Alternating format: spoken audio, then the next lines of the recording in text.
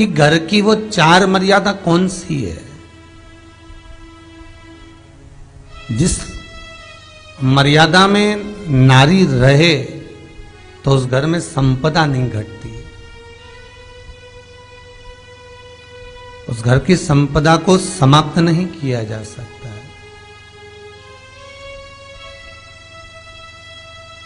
4 मर्यादा माता लक्ष्मी, मां सरस्वती के सामने माता पार्वती जी से पूछ रही है। वो मर्यादा है कौन सी जिस मर्यादा के बल पर एक जो घर बसता है, घर जो बसाया जाता है, उस घर में सुख, सौभाग्य, संपदा, सत्ता, वैभव, प्रतिष्ठा, यश, कीर्ति, आरोग्यता, ये सब वहां रहे।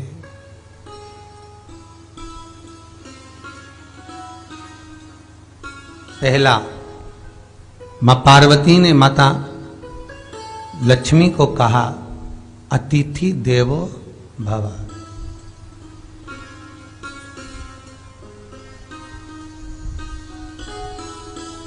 हमारे दरवाजे पर जब कोई अतिथि आए, हमारे दरवाजे पर कोई मेहमान आए, तो हम उसका आदर करें।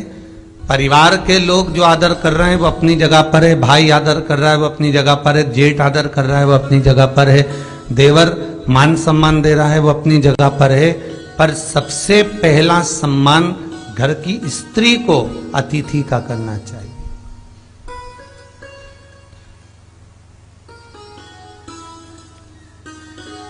सास के मेहमान आ गए, पहचान वाले, बहुवन मालूम पड़े अपने कमरे में बैठी हुई है।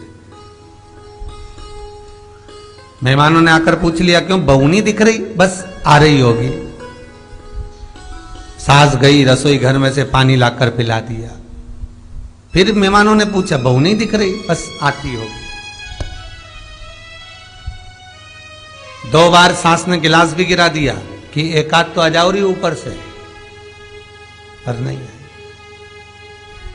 जब सास ने चाय रख दी और चाय रखकर सास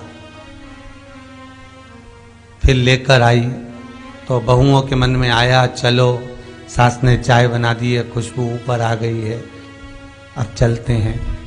और बहू फिर नीचे आई, जो मौसी आई थी, काकी आई थी, बुआ आई थी, चाची आई थी, उनको प्रणाम करा और अंदर जाकर चाय जो बनी थी उसको पिया।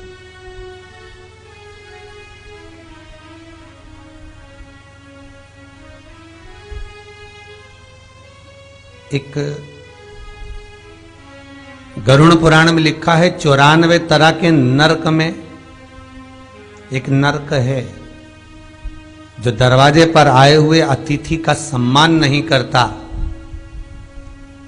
उसको जल नहीं पिलाता, उसका मान सम्मान नहीं देता, उसका आतिथ्य नहीं देता, उसके लिए भी एक नरक रखा गया है।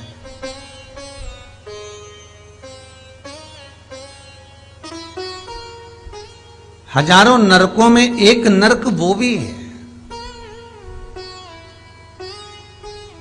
जिसका हमने आतिथ्य ना करा हो। मेरा बहुओं से निवेदन है, सास के रिश्तेदार आए तो आप उनका भी आदर करिए, और आपके रिश्तेदार आए तो आप उनका भी आदर करिए।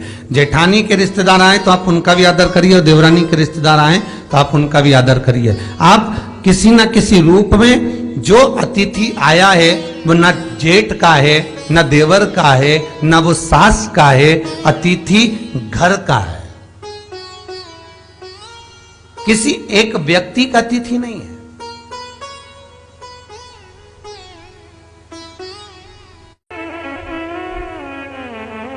बड़ी बहू सोचे कि मैं घर की बड़ी, बड़े परिवार की, मेरे पास में बहुत धन दौलत, मैं काय को गिनूं किसी मेहमान को। छोटी बहू सोचे मैं काय को गिनूं, मंजिली सोचे मैं काय को गिनूं, संजिली सोचे मैं काय को गिनूं।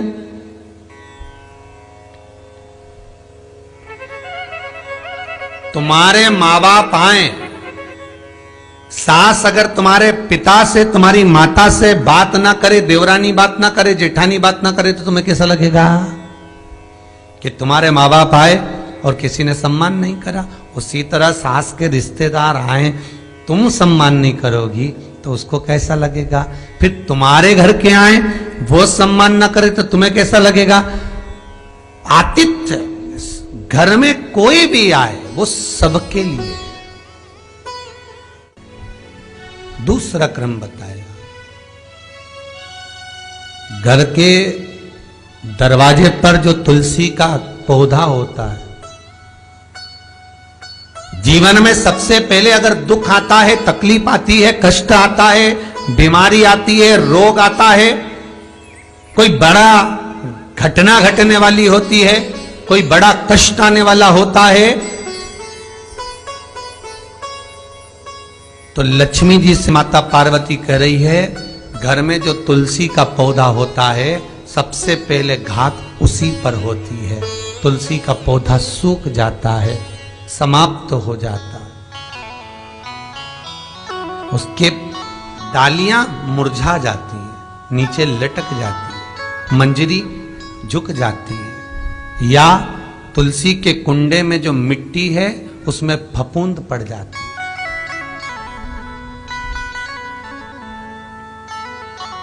कितना सुंदर बात कही है महाराज।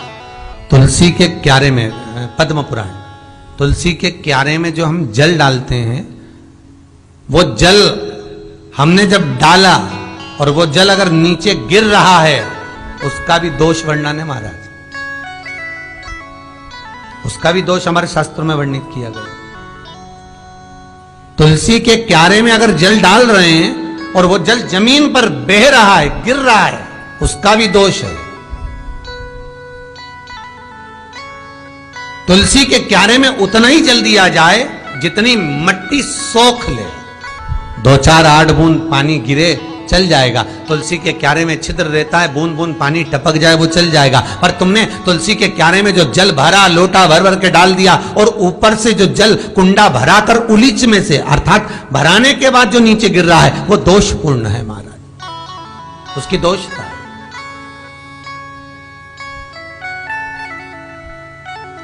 वो दोष देने वाला। तो लक्ष्मी से माता पार्वती जी कह रही हैं कि दूसरा क्रम है घर में वैभव, लक्ष्मी, संपदा, प्रतिष्ठा, यश, आरोग्य को पाने के लिए तुलसी के क्यारे की आराधना, तुलसी के कुंड को नमन करना कर सकते। तीसरा क्रम कहा, घर में चाहे नल लगा हो, चाहे आरओ का प्लांट लगाओ, पानी का घर में छोटा छोटा आरओ प्लांट लगा रहता है,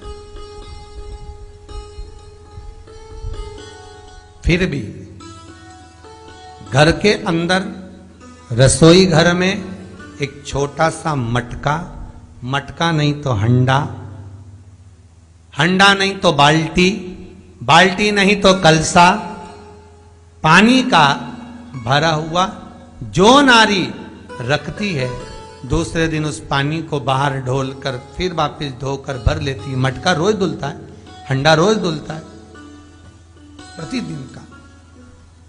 जितना जल उस पात्र में रहता है, भरता है, ऐसे ही घर में संपदा बढ़ती। 3 क्रम बढ़ता।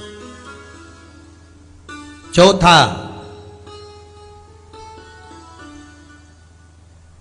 नारी के मस्तक पर जो चीर होता है, ये पूर्वज, इसी चीर से कथा प्रारंभ हुई थी और वहीं पर पहुंच गई। लक्ष्मी पार्वती के संवाद पर चल रही है महाराज। मस्तक पर जो चीर होता है, मस्तक पर जो वस्त्र होता है, वो वस्त्र पूर्वजों का, पितरों का, कुल देवी देवताओं का आशीर्वाद।